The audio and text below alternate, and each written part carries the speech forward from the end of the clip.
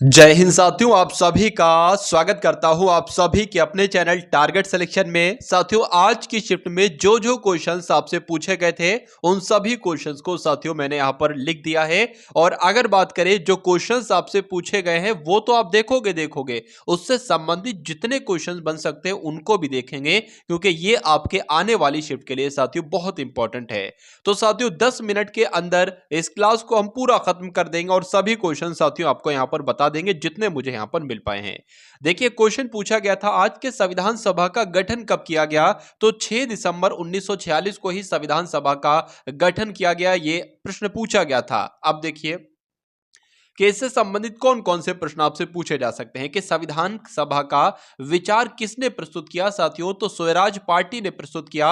और कब किया साथियों, तो 1924 में किया। ये 2 पॉइंट आपको मालूम होना चाहिए। उसके बाद देखिए साथियों कि संविधान कब पारित किया गया और संविधान कब लागू हुआ, इसमें बच्चे बहुत कंफ्यूज रहते हैं, तो आप लोग ध्यान रखेंगे। 26 नवंबर 1949 को संविधान को पारित किया गया और साथियों 26 जनवरी 1950 को संविधान को लागू किया गया। पारित कब किया गया, 26 नवंबर 1949, और लागू कब किया गया, 26 जनवरी 1950। तो ये दोनों डेट आप लोग ध्यान रखेंगे। उसके बाद देखिए साथियों एक और क्वेश्चन आपसे पूछा गया था कि आंध्र प्रदेश के राज्यपाल कौन है। तो आंध्र प्रदेश के राज्यपाल साथियों कौन है वर्तमान समय पर, अब्दुल नजीर हैं। उसके अलावा आपसे ये पूछा जा सकता है आने वाली शिफ्ट में साथियों कि आंध्र प्रदेश के मुख्यमंत्री कौन है, तो जगन मोहन रेड्डी जो है ना, ये आंध्र प्रदेश के साथियों मुख्यमंत्री हैं।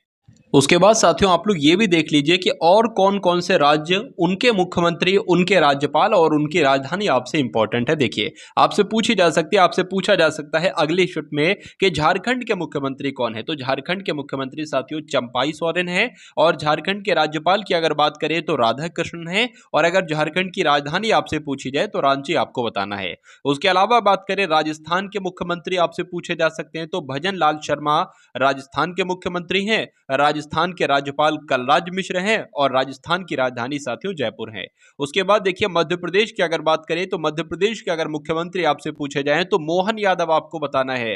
राज्यपाल की अगर बात करें तो मंगू भाई पटेल आपको ध्यान रखना है। और राजधानी की अगर बात करें तो भोपाल है साथियों। उसके बाद देखिए यहां पर अगर बात करें कि छत्तीसगढ़ की साथियों जब हम बात करते हैं तो छत्तीसगढ़ के साथियों मुख्यमंत्री कौन है, विष्णुदेव साय है। और राज्यपाल कौन है, गवर्नर कौन है, बिस्वा भूषण है। और राजधानी की बात करें तो नया रायपुर है। तेलंगाना की अगर बात करें तो साथियों रेवंत रेड्डी इसके मुख्यमंत्री हैं यहाँ के। और तमिल साई सुंदरराजन कौन है, राज्यपाल हैं। और हैदराबाद की अगर बात करें तो ये राजधानी है साथियों हैदराबाद की। उसके बाद देखिए साथियों और सवाल आपसे पूछा गया था कि जनगणना 2021 की थीम क्या थी। तो जो 2011 की जनगणना थी साथियों उसकी थीम आपसे पूछी गई थी, तो हमारी जनगणना हमारा भविष्य, ये साथियों जनगणना 2011 की थीम थी।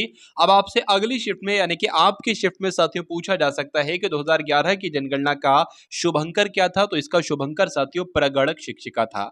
क्या शुभंकर था, प्रगणक शिक्षिका इसका शुभंकर था। और इसकी थीम क्या बताई मैंने, हमारी जनगणना हमारा भविष्य। उसके बाद देखिए 2000 अगर बात करें 2011 की जनगणना की अगर बात करें तो कुल मिला के 2 क्वेश्चन आप लोग ध्यान रखेंगे। उसके बाद देखिए जनगणना की शुरुआत साथियों कब हुई थी और किसके कार्यकाल में हुई थी। तो 1872 में लॉर्ड मेयो के कार्यकाल में हुई थी। लेकिन अगर आपसे ये पूछा जाए कि नियमित जनगणना की शुरुआत कब हुई थी, तो 1881 में नियमित जनगणना की शुरुआत हुई थी और लॉर्ड रिपन के कार्यकाल में हुई थी। ये 2 बातें आपको साथियों मालूम होना चाहिए। जनगणना से संबंधित साथियों 2 क्वेश्चन आपसे पूछे गए थे। एक और उसके अलावा क्वेश्चन आपसे पूछा गया था कि 2011 की जनगणना के अनुसार सबसे ज्यादा महिला साक्षरता किस राज्य का है साथियों, तो केरल का है। उसके अलावा आपसे पूछा जा सकता है कि सर्वाधिक जनसंख्या वाला राज्य कौन सा है, तो आप सभी जानते हैं उत्तर प्रदेश है। और न्यूनतम जनसंख्या वाला राज्य कौन सा है, तो सिक्किम है। उसके अलावा अगर साथियों बात करें कि सबसे ज्यादा जनसंख्या घनत्व वाला राज्य कौन सा है, तो सबसे ज्यादा जनसंख्या घनत्व बिहार का है। और सबसे कम जनसंख्या घनत्व कहां का है, अरुणाचल प्रदेश का है। इतनी बात साथियों आपको मालूम होना चाहिए। चलिए उसके बाद देखिए साथियों के ध्वनि का मात्रक आपसे पूछा गया था।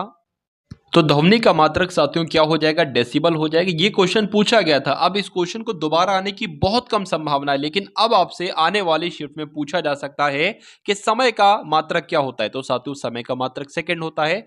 ज्योति तीव्रता का मात्रक क्या होता है, कैंडेला होता है। और लंबाई का मात्रक साथियों मीटर होता है। और पूछा जाए पदार्थ का परिमाण का मात्रक क्या होता है, तो मोल आपको बताने, क्या मोल आपको बताना। उसके बाद साथियों विद्युत धारा का मात्रक क्या हो सकते हैं, तो एम्पियर होता है। तो इतने 5 आप लोग साथियों ध्यान ध्यान रखेंगे।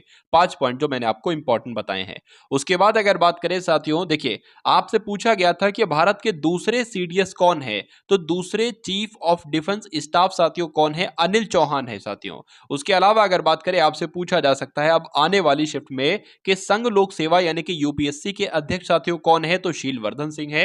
आपसे पूछा जा सकता है भारतीय प्रतिभूति और विनिमय बोर्ड यानी कि सेबी के अध्यक्ष कौन है? तो माधवी पुरी बुच का भी नाम आपको मालूम होना चाहिए।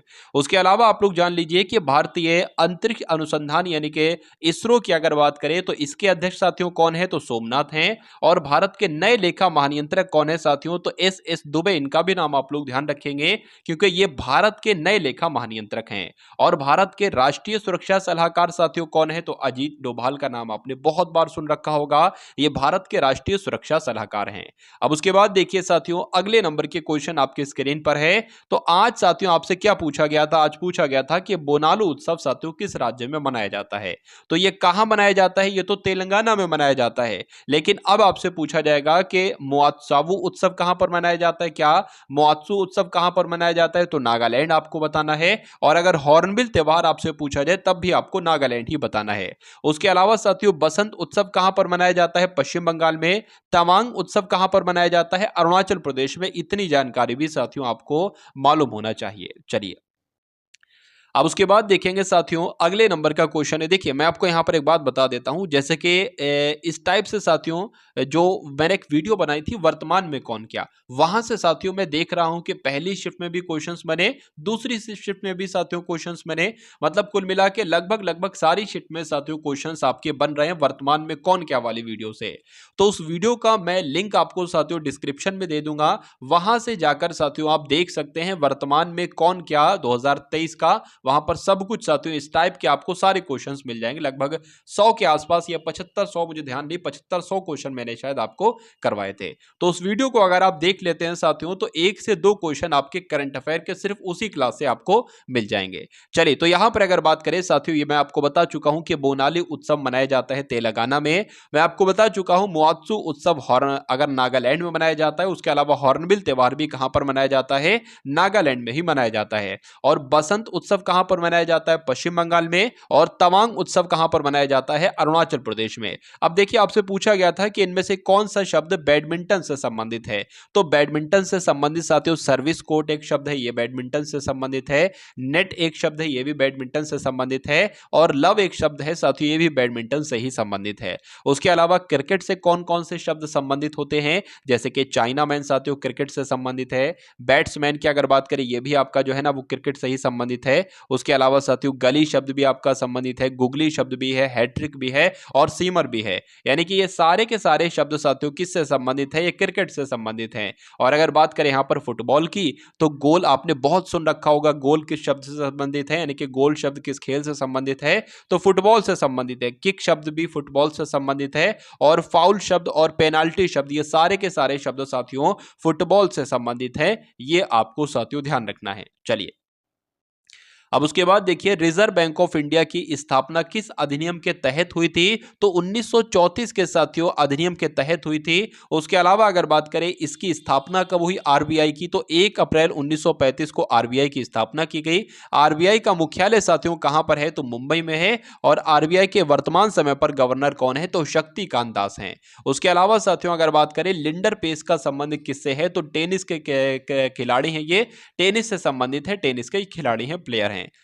उसके बाद देखिए साथियों ईरानी ट्रॉफी का संबंध किससे है, ये आपसे पूछा जा रहा है। तो आप लोग ध्यान रखेंगे साथियों ईरानी ट्रॉफी का संबंध किस खेल से है? तो क्रिकेट से, यानी कि ईरानी ट्रॉफी क्रिकेट के खेल में दी जाती है। उसके अलावा साथियों क्रिकेट के खेल में और कौन कौन सी कप्स और ट्रॉफीज दी जाती हैं, तो ये मैंने आपको पिछली शिफ्ट में बताया था। ठीक है, वहां पर भी उस शिफ्ट में भी साथियों एक ऐसा ही क्वेश्चन था, तो वहां पर भी मैंने जो रिलेटिव इंपॉर्टेंट क्वेश्चन होते हैं ना, वहां पर मैंने आपको बता दिया था। तो उस वीडियो का भी लिंक साथियों डिस्क्रिप्शन में है, उसको भी आप लोग जाकर देख सकते हैं। तो यहां पर ईरानी ट्रॉफी का संबंध तो क्रिकेट से हो गया। अगर बात करें बैडमिंटन के खेल में कौन कौन सी ट्रॉफी और कप दिए जाते हैं, तो नारंग कप दिया जाता है साथियों बैडमिंटन के खेल में, चड्डा कप दिया जाता है साथियों बैडमिंटन के खेल में, और अमृत दीवान कप भी दिया जाता है बैडमिंटन के ही खेल में।